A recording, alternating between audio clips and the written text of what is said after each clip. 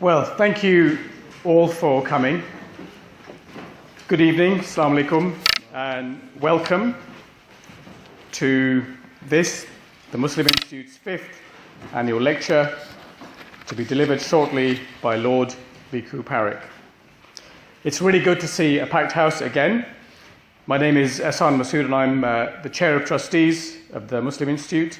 Many of my fellow trustees are here as well, and I'm just going to point them out so that over the course of the evening you know who they are, especially if you want to complain. So, Mufti Barakatullah, where are you? Do you want to raise or do you want to stand up? Can you embarrass yourself? Thank you. Hayat Bahari, Hayat.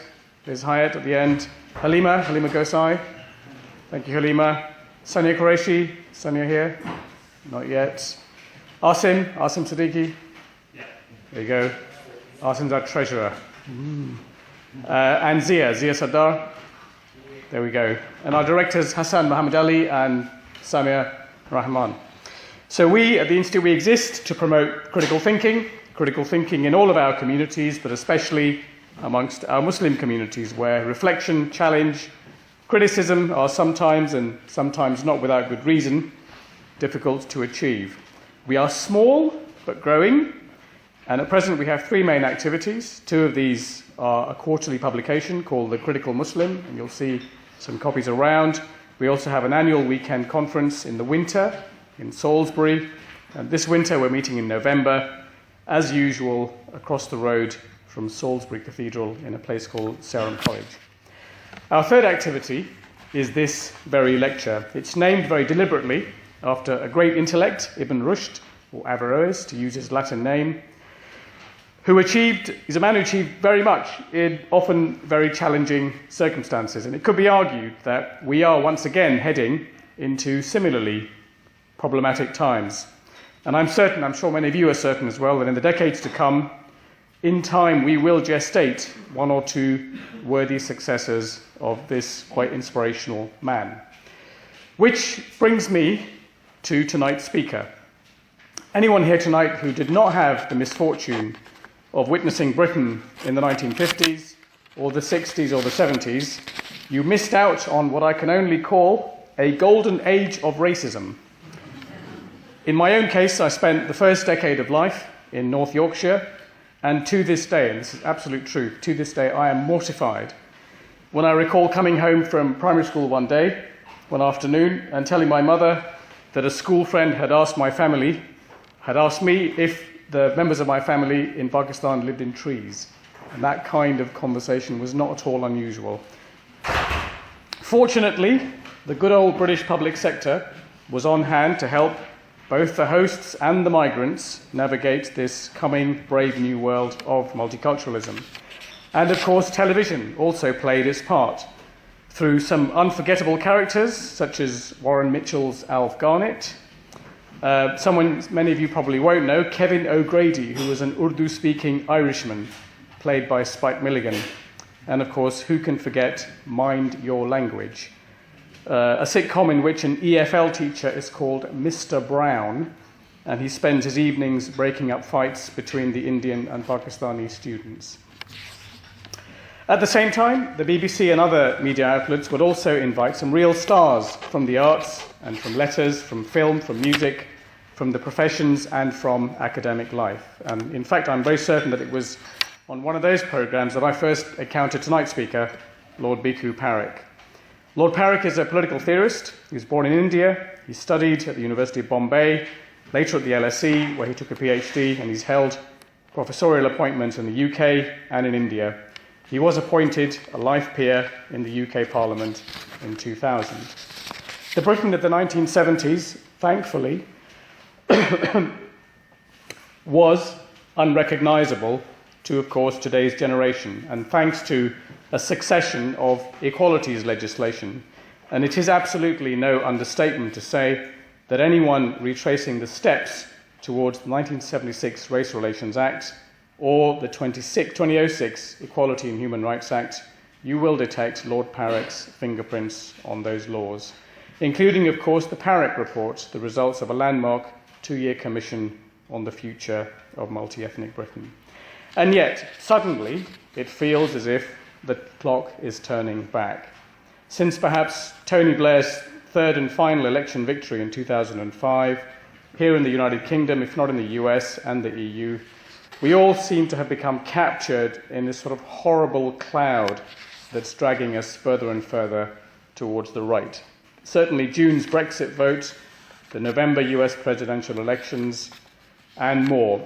The question, I guess, for all of us, and for our speaker especially, is whether they are an aberration, or is the so-called progressive age really in its sort of last throes? That's the question, one of the questions that we've asked our very distinguished speaker to address. Ladies and gentlemen, please welcome Lord Bikhu Parekh.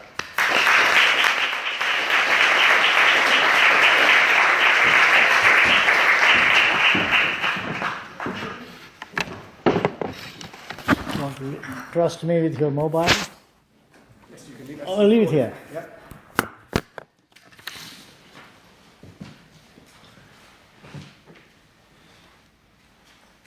Well, Mr. Ehsan Masood, members of the Muslim Institute, and ladies and gentlemen. I want to begin by thanking the Muslim. Can you hear me? Because I was told that I should use one mic or the other, but not both. And I'm not sure if I'm using both. You are. Thank you. I want to begin by thanking the Muslim Institute and its trustees for inviting me to deliver this year's Ibn Rushd lecture. The title of my lecture is Multiculturalism in the Age of Trump and Brexit. Now, I am acutely aware that the title contains two exaggerations to start with. First of all, to talk about it implies that Trump and Brexit are both expressions of the same phenomena.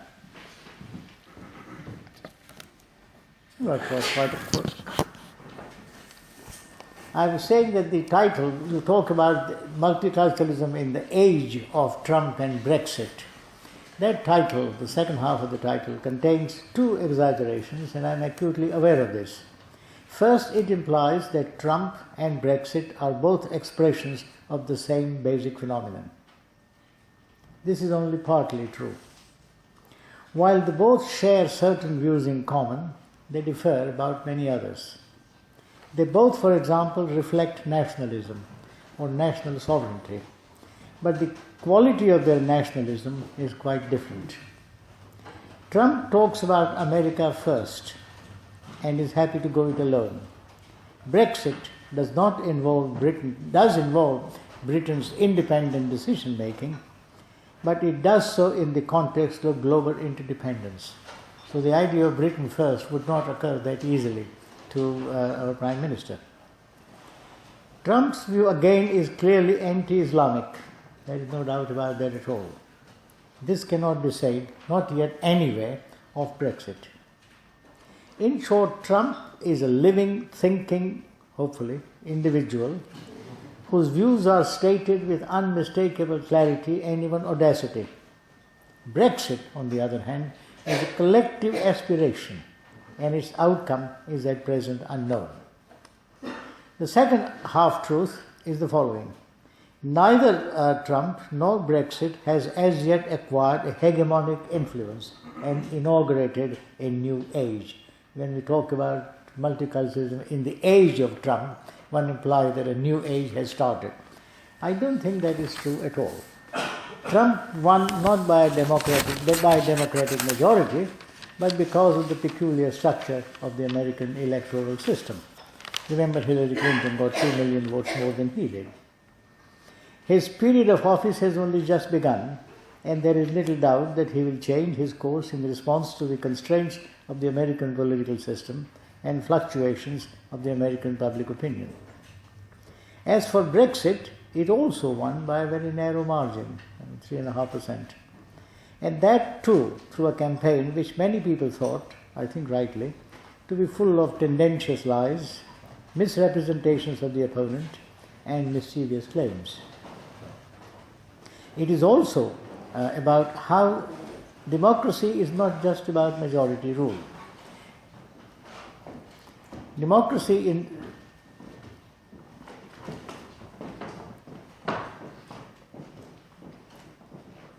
is not just about majority rule.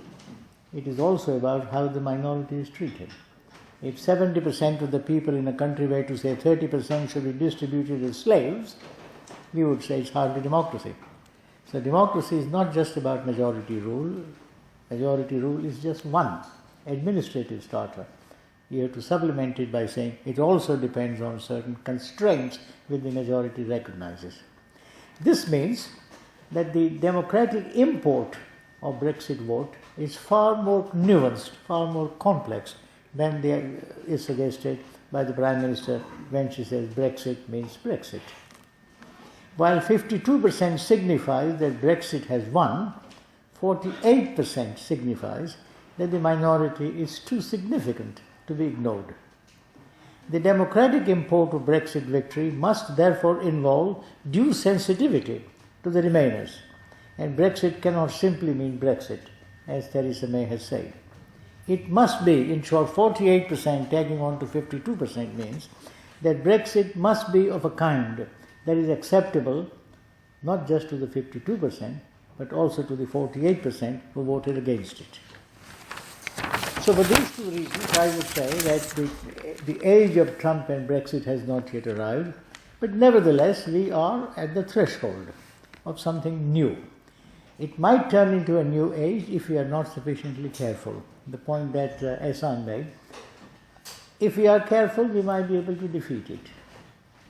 The question therefore is, we have an opportunity to take a very critical look at the worldview that Brexit and Trump represents and the deeper popular anxieties and fears that it expresses. What is the basic worldview of Trump or Brexit? What does it stand for? In spite of their differences, which I have alluded to earlier and which will become clear over time, both of them represent a familiar kind of nationalism and is articulated in terms of the following 5 theses. What I'm trying to articulate the worldview that inspires Brexit and Trump. First, 5 theses. First, nation states are the basic units of moral and political life, and they have the right and the duty to promote the interests of their citizens. That citizens deserve priority and constitute the ultima ratio of the state. That's the first thesis. Second, nation-state are sovereign entities, and they must decide their affairs themselves and not in response to the instructions given by an external agency. The third thesis, following out from this, immigration to the country should be strictly regulated. Nation-state, by definition, privilege their own citizens, and therefore a distinction between an insider and an outsider is inherent in the very idea of the nation-state. Although immigration may be necessary, and both of them are prepared to recognize that it may be necessary in some form in certain circumstances, it also poses a demographic and a cultural threat, and therefore should be strictly regulated. Fourth thesis, the country derives its stability and strength from a shared body of traditions and cultures, and it should therefore be united around those traditions and values. It must ensure that all its citizens are suitably molded in the light of that dominant culture which sustains a nation-state. This is particularly so in relation to Muslims. And here we get into the heart of the argument, particularly so in relation to Muslims who are not inducted in, so they argue, and who are therefore not familiar with Western values. There's no Muslim country, the argument goes, is a democracy. Therefore, Muslims are not exposed to democratic values, and since our culture is a culture committed to Western values, the biggest enemy or the biggest opponent that we have are the Muslims, and we better be careful about them. The Muslims not only are not inducted into Western values as others are, at least exposed to those values, but they also hate the West. This is a phrase that Trump used several times, and Brexiteers also used a few times. They hate the West, they engage in terrorist activities against the West, not just to frighten and create insecurity, but in order to subvert its whole cultural structure, and therefore they must be carefully watched and either prevent it from coming in, the path that Trump chose, or they should be spatial targets of assimilation, which is what Brexit chooses. Fifth and the final thesis of the worldview is as follows. There are many among us who take a very different view of the world and who have been in charge of our affairs. These people are called liberals, or the elite, or the establishment. Sadly, since the Second World War and even earlier, our political life has been dominated not by the people, as it should be in a democracy, but by the elite. The elite is internationalist, cares more for the poor people elsewhere than for the poor within its own boundary, is not sensitive to the insider-outsider distinction, looks upon multiculturalism with great favor because that is the source of cultural diversity, and this liberal voice has been the most dominant so far, and it has maintained its intellectual hegemony and political hold over the country by such means as moral blackmail, claims to intellectual superiority, because these guys are all university educated, and ideologically convenient historical narrative of progress. That progress requires that power should be in the hands of the educated, the university-trained people and so on. So while we would like to go in the direction of controlling immigration, national sovereignty and all that, there are amongst us these people who take the opposite view, and they have done nothing but incalculable harm to us. So as is common in all such conspiratorial theories of history, the external threat is closely linked with the internal. The external threat is posed by global forces, and these global forces are incarnated internally in the shape of these deluded liberals who are ready to champion global causes. Now, what do we do with this? The point I have just made, and if I may put on the hat of a political philosopher for just a minute, the point I have just made, or the worldview that these people represent, can be put differently, theoretically, in the following way. And that is the way of showing that liberal democracy is a contradiction in terms. That Western societies call themselves liberal democracies, but liberalism and democracy do not both point in the same direction. Liberals are seen as footloose. I mean, this is the account that I have just given. Footloose, cosmopolitans, having no home of their own, as Theresa May said. These are the people who are not at home anywhere, who have no home at all. So liberals are seen as cosmopolitans, no home of their own, or rather having their home everywhere.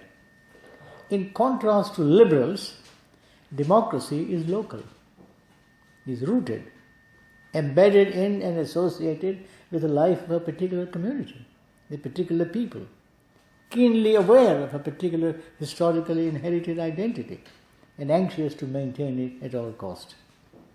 In other words, liberalism and democracy are basically antipathetic to each other. Democracy is local, this country or that country. Liberalism is cosmopolitan or universal. Democracy is committed to popular sovereignty and places no constraints on the will of the people. Liberals are committed to certain basic values and therefore would not allow the democracy to do certain things. Because liberals do not believe in democracy as such, they believe in constitutional or well-regulated democracy. The point I made earlier, that how you treat minorities is just as important, and that point comes from liberalism, not for democracy. That liberalism is committed to certain values, rights and procedures, and limits popular will at several levels. So while democracy and liberalism do converge at some points and share certain concerns in common, they are basically different in their orientation. Now this is the basic philosophical point underlying the worldview of Trump and Brexit. A true liberal cannot be a fully fledged Democrat. And the reverse is just as true. Trump and Brexiters claim to be committed to democracy and accept only as much of liberalism as is compatible with it or is likely to be acceptable to the bulk of citizens. When Trump was asked, for example, when he imposed restrictions on citizens of 6 or 7 Muslim countries from coming in, this is illiberal. He said, well, but this is democracy. People are sovereign. People should be able to do what they want to do. Everything that he has done, he has defended on the ground that this is democracy. It is illiberal, and so be it. Who cares? The important thing is it democratic or is it not? Brexit is the same thing. I remember in the House of Lords, a debate, when I was talking about the results of the referendum, and I said, look, it raises 4 or 5 important questions. And these questions are about the nature of the referendum, constitutional status of the referendum, and all that. And people say, but look, these are all liberal concerns. Democracy, the people have spoken. 52% is 52%. Brexit is Brexit. Brexit is Brexit means people are people. Democracy decides. Liberal values do not. So I do want you to appreciate that ultimately, at the end of it all, is this basic tension between democracy on the one hand and liberalism on the other. In this sense, Trump and Brexit. We're just trying to see if we can sort out the feedback. Feedback? Yeah, from the yeah. I said feedback was coming from Trump.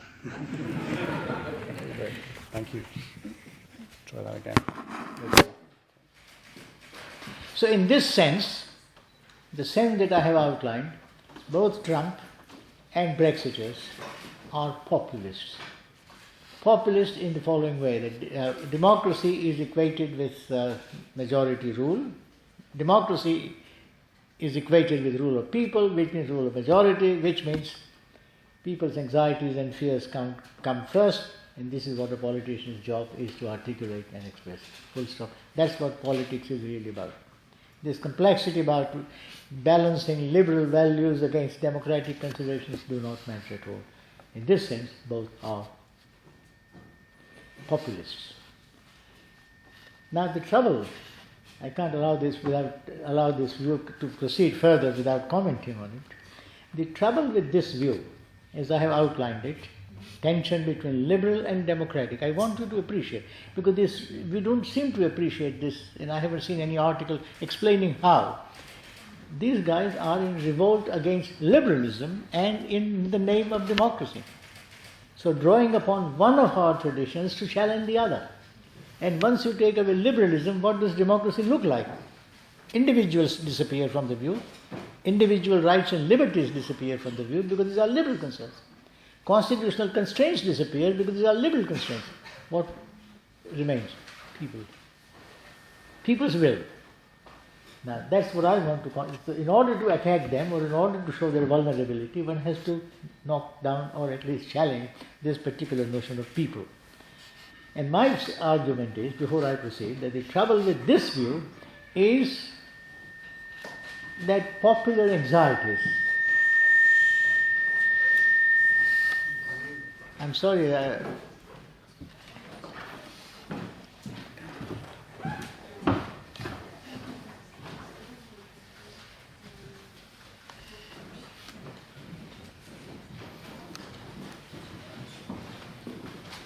Let's see how it works now. Does it work now? Can you hear me at the back? Yeah. Okay. Please raise your voice, because I have a tendency to speak up as far as I can until the voice begins to break. Okay?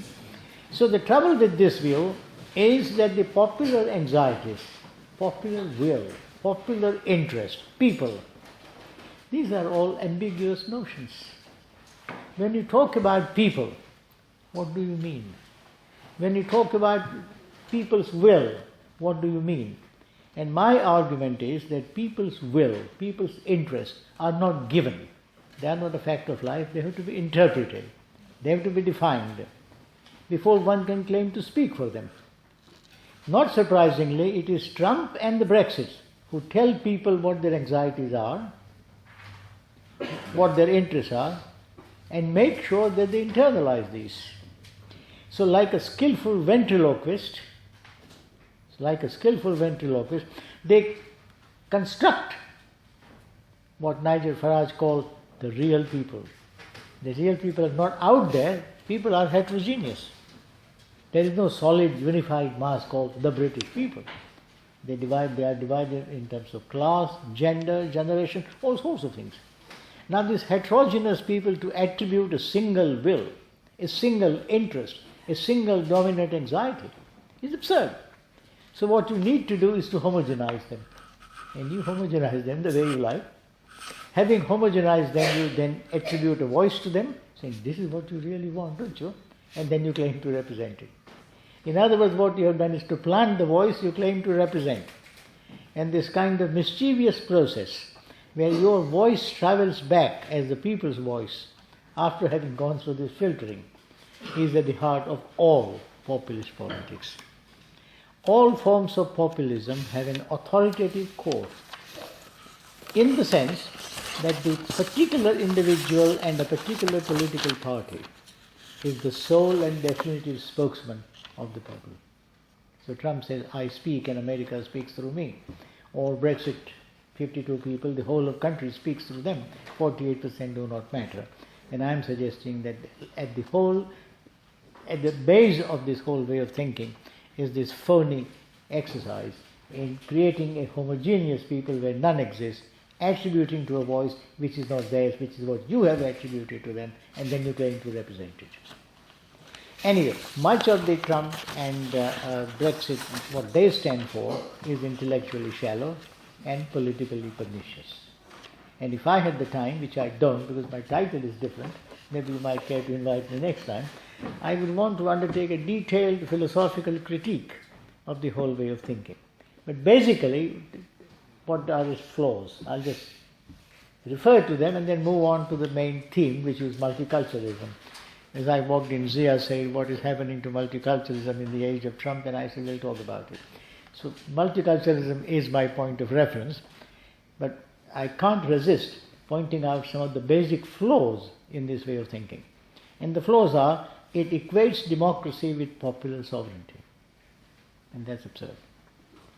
Because democracy cannot be equated with popular sovereignty, because then 55% of the people say all Jews should be sent to extermination camps. Is that democracy? Or all Muslims should be treated in a certain way. Is that democracy? So the first fallacy, a profound fallacy, it equates democracy with popular sovereignty and places no constraints on popular will. Second, it talks of the people and treats them as homogeneous and united. In fact, the people are heterogeneous and made up of different interest groups. Third, it sets up an equally abstract contrast between something called the liberal elite and the people.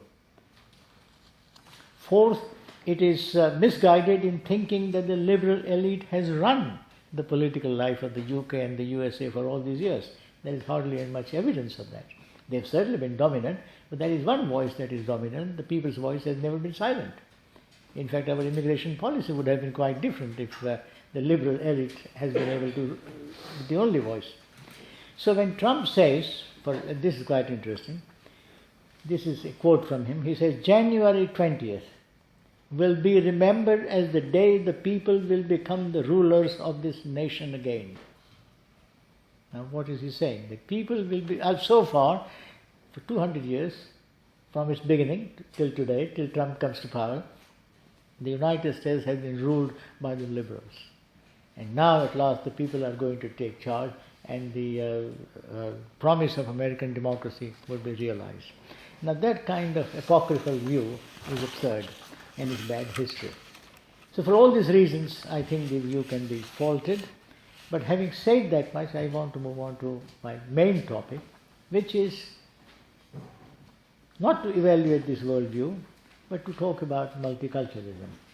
What is multiculturalism? What has it done? And what is likely to happen to it in the age of Trump, or in the age, in the comma sense, and Brexit? Now, I think they seem to have argued that multiculturalism is divisive, separatist, undermines the nation state and is a dangerous doctrine. Remember David Cameron's speech in the Munich Security Conference, where he said we want muscular liberalism because multiculturalism has bred terrorism. And you ask yourself, please, I don't understand the causal connection. It's like somebody saying there is an earthquake in India because Parekh is speaking to the Muslim Institute. It's absurd as that. What is the connection? And the connection is simply that, look, if we had insisted on certain liberal values and asked our Muslim citizens to absorb those values and got them to learn them, then they will be good liberals and they would not think, they will have loyalty to this country and therefore they would not engage in terrorism. So multiculturalism has been held responsible for all kinds of sins, including terrorism, and hence it should be ended, and what you have is this policy, not quite of assimilation, because that is gone, but integration in terms of certain common values, shared historical narrative, and all that. Is this true?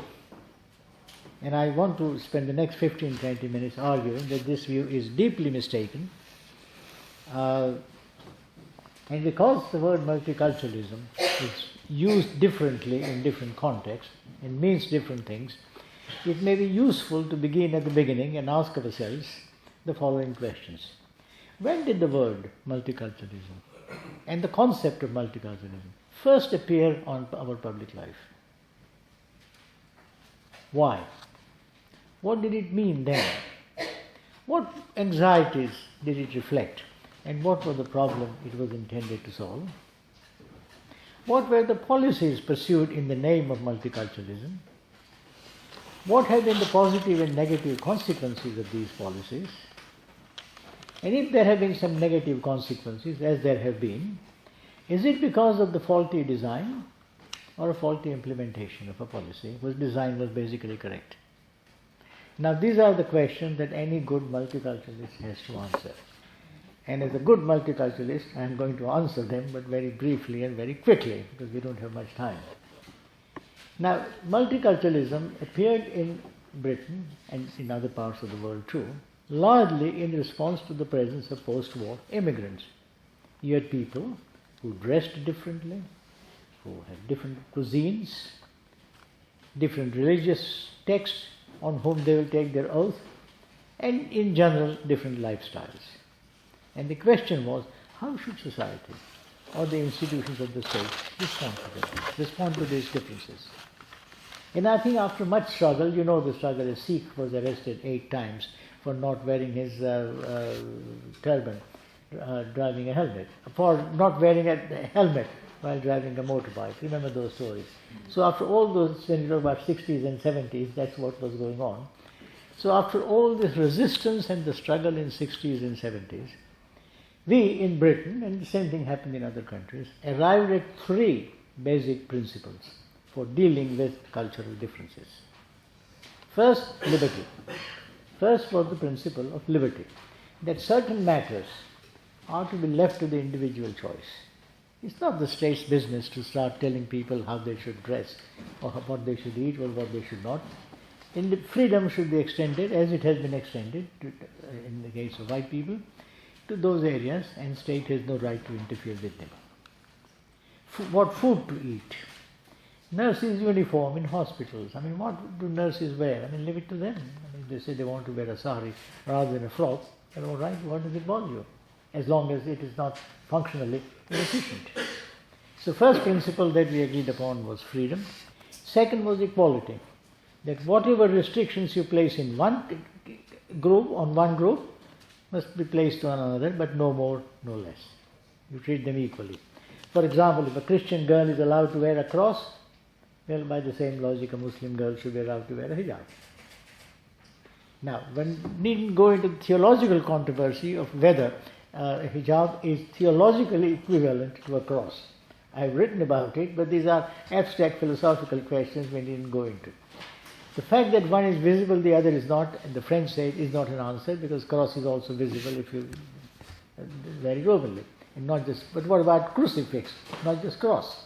Cross is cross, but crucifix is Christ. Is that equivalent to hijab? But we didn't go into those controversies. All I'm saying is, if you allow this to one community, we've also allowed it to the other. And the third principle upon which we settled was integration. That people who have come here do want to become part of our society and they want to integrate, we want them to integrate. But it was also recognized that integration was a two-way process. The receiving society must open up itself to make space for them, and equally they must in turn be able to walk into the step and learn the morals and customs of the society and become acceptable to the rest. So this is broadly what multiculturalism meant. It meant a policy guided by these three principles of freedom, equality and integration, understood as a two-way process.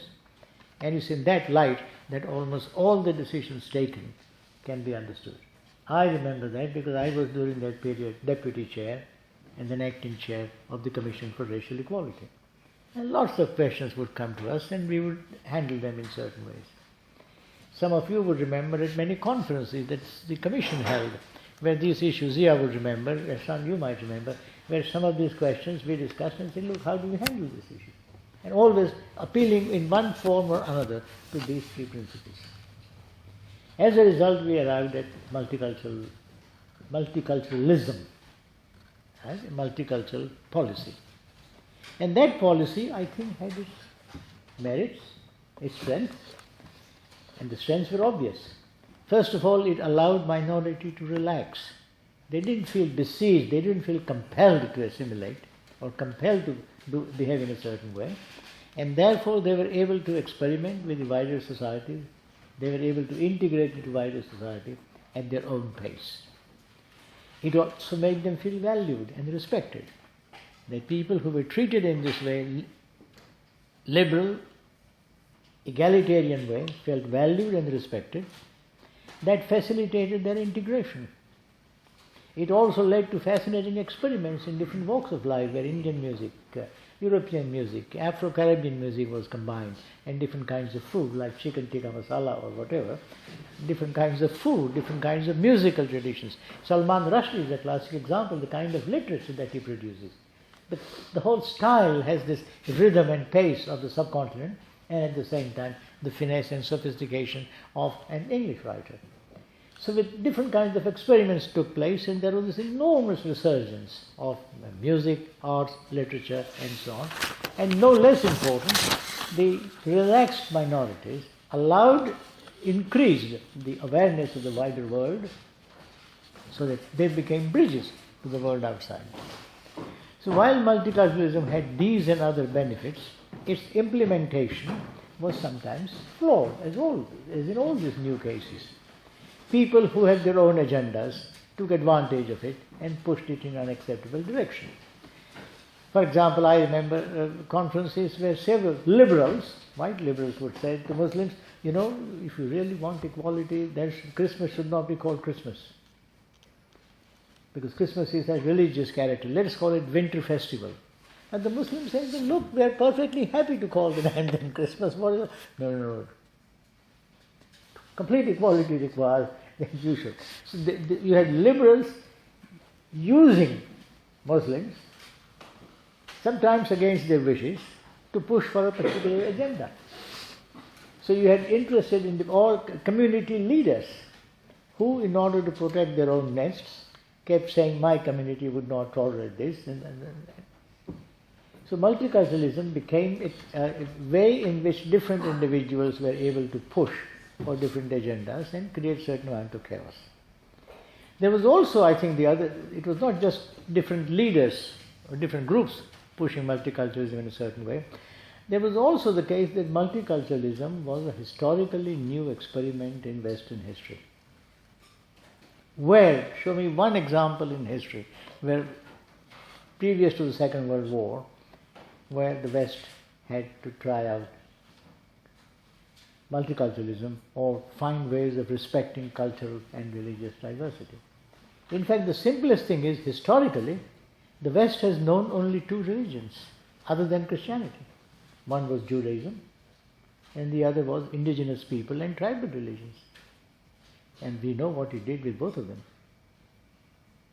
Where was any other religion prepared to stand up to Christianity and say, we want to be treated equally? So the West had no experience until the 60s and 1960s and 70s, throughout its 1,000 years of history, of dealing with religions on equal terms.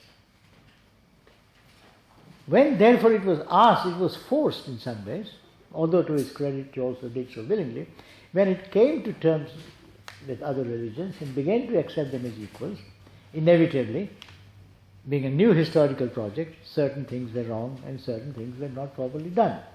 For example, differences became far more important and integration fell by the wayside. Or majority's fears and anxieties were not fully respected sometimes, and therefore the majority community began to feel that it was not fully in charge of its own affairs. Or, as I said earlier, people, some very enthusiastic supporters of multiculturalism, insisted that the state and its institutions should be neutral. Therefore Christmas became winter festival or whatever, with the result that the receiving society felt that its own identity was being undermined or destroyed. And no less important, because people began to concentrate on cultural issues, the economic issues, the residential issues got marginalized. Some of us continued to emphasize them, but others didn't. So as a result of all this, there were certain flaws in the implementation of multiculturalism, as one would expect. And as I said, flaws sprang from two sources. One, enthusiastic leaders pushing people in a certain direction, and second, the West's own experience, limited experience of having to deal with cultural diversity.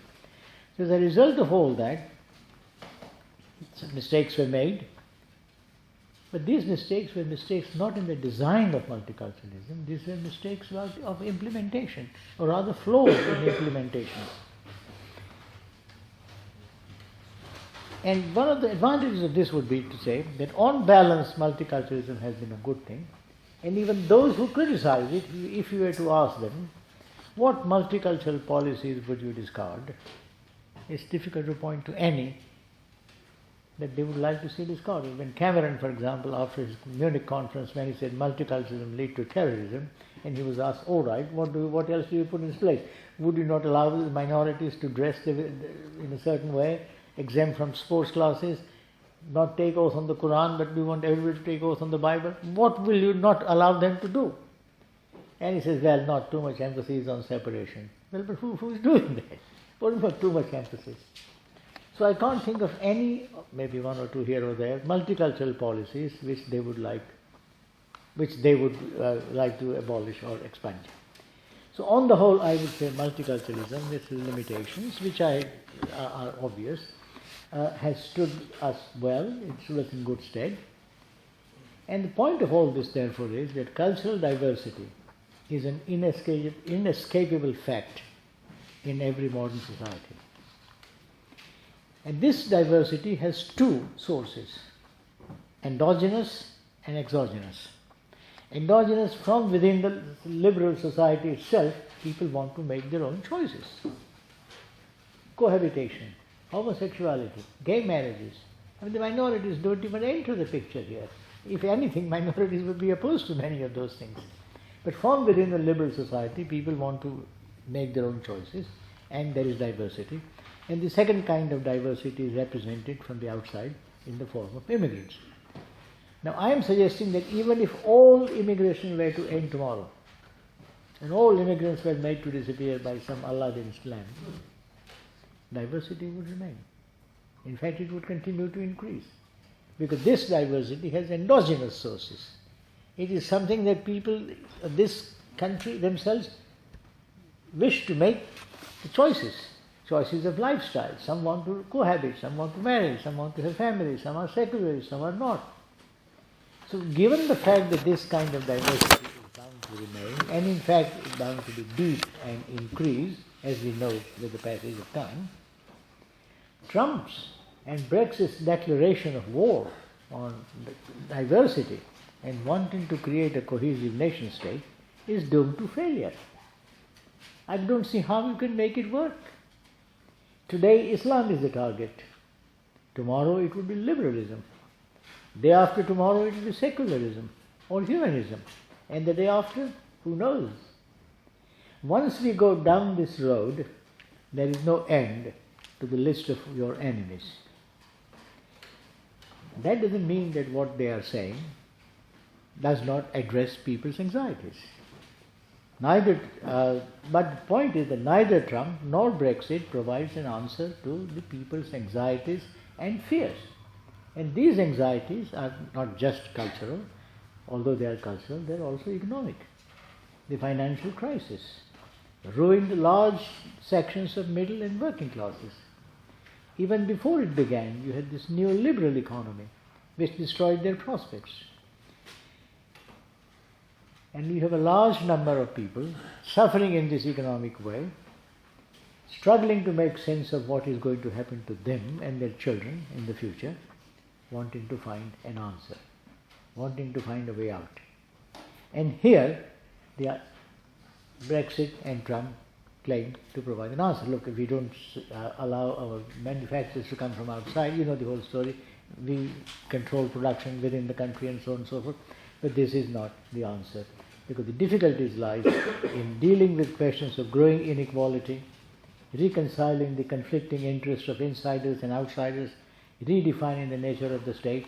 And for all these reasons, I would say that their question they seek to answer is at one level partly genuine, at another level it doesn't help at all. Now if I have about 2 minutes? 5? All right.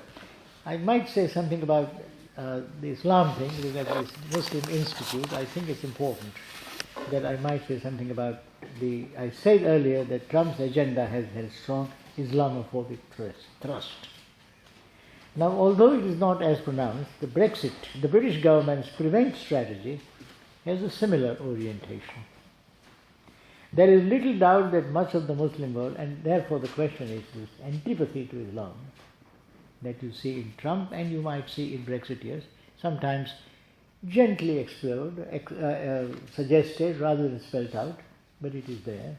And the question is, do we, Muslims and others, because we are all Muslims when it comes to that, do we have something to learn from their criticisms, and if so, do we need to change, and change in what way?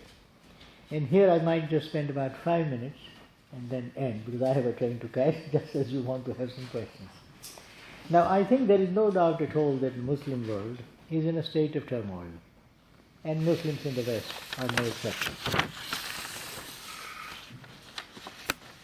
If you take Britain, half its Muslims live in areas with the most deprived housing conditions compared to 20% of the total population, and their unemployment rate is twice as high. 70%, just over 70% of Muslim children live in poverty and receive state support, and some 36% of them leave school without qualifications. So for all these reasons, and I could go on, I didn't spend too much time on this, it is the case that Muslims are one of the most underprivileged groups in our society. And although they have grown up in Britain, many young Muslims lack roots in the country and feel alienated from Britain as well, for a variety of reasons. Residential concentration in some parts of the country mean that they lead parallel lives. Schools are able to mix with many local people, and those who succeed in breaking through the barriers sometimes find that the wider society fears them and takes a demeaning view of them, and they feel unwanted. So you have young Muslims not at home in the British society where they have grown up, nor at home in the culture of their own parents, which they don't even understand. Detached from both, alienated young Muslims tend to form their own groups, based on a shared subculture of defiance and victimhood. Some turn to drug trafficking, prostitution, gang warfare, and petty crimes. It is striking, for example, that young Muslims form 9% of the prison population, which is considerably higher than among the white counterpart. Now, given all this, freed from the ethnic, national, and religious ties, the identity that unites people across the boundaries, across national boundaries, is religion. In old days, when I first came here, people would identify themselves as Indians or Pakistanis. And if you look at the way in which our discourse has changed, you don't identify yourself nationally, you identify yourself religiously. Are you a Hindu or a Muslim? Now once you begin to talk about religion, then you transcend national and ethnic boundaries. And once you do that, and religion becomes the sole basis of your identity, then people become easily available for mobilization on religious grounds. Because as long as you share national and ethnic origins, you have a complicated identity structure. Once the identity becomes one-dimensional and reduced to religion, then if you are open, I'm not saying that you will be, you are open to that kind of mobilization.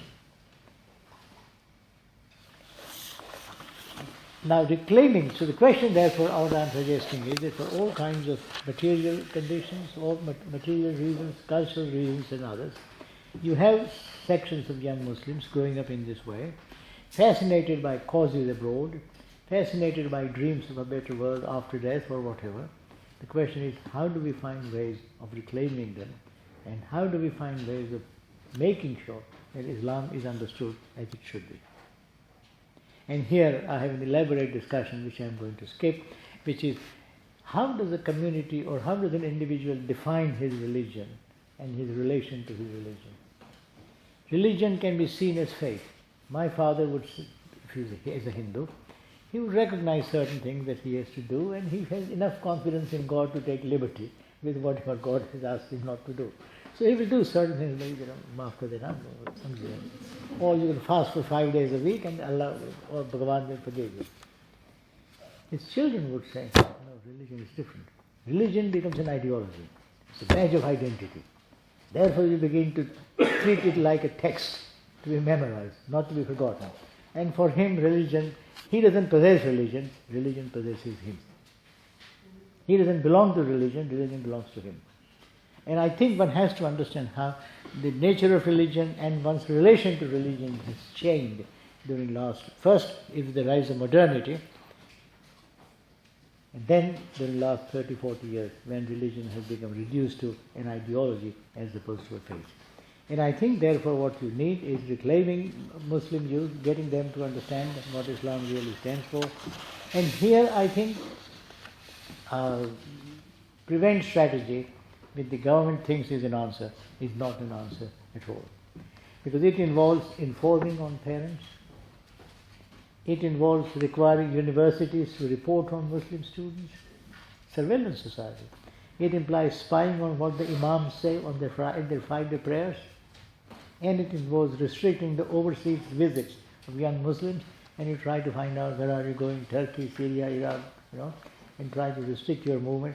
It leads to a surveillance, illiberal state, and that creates its own problems. So I think one has to find ways of handling the young people in such a way that they become responsible citizens. That is a responsibility which no community can avoid. Muslims have to accept it, Hindus have to accept it, others have to accept it. How we do this is up to us. And this is where I think the state should leave us alone, unless it has reason to believe that we are not recognizing our responsibility at all. So I think on that note, I should stop. Thank you.